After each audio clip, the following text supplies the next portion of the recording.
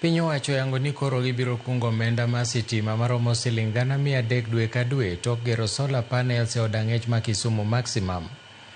Jambetre mar United kata European Union Henriette Geiger mane ohulo chenro noero nowacho ni chieng' kata sola no biro konyo e kelo dongruok ne kuonde twech ma pachoka kendo duoko piny omenda ma gitiyo godo e chulo teko stima ma koro ibiro keti e konyo yalo buche doho.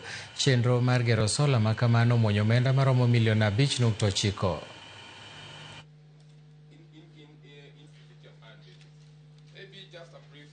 By use of solar, it means that we can even 10x the production capacity.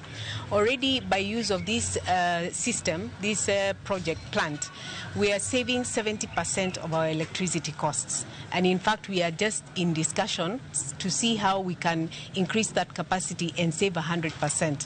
What are we saving by that? With 100% savings or 70 to 100% saving in electricity cost, it means also that this project that is also going to run the water project, is going to run the industry, is going to run the virtual courts, will see to it that we also save on fuel. We have invested as part of this program heavily into digitizing the entire justice chain, but also in greening the justice chain. And of course, corrections is part of the justice chain and should benefit in equal measure of these projects.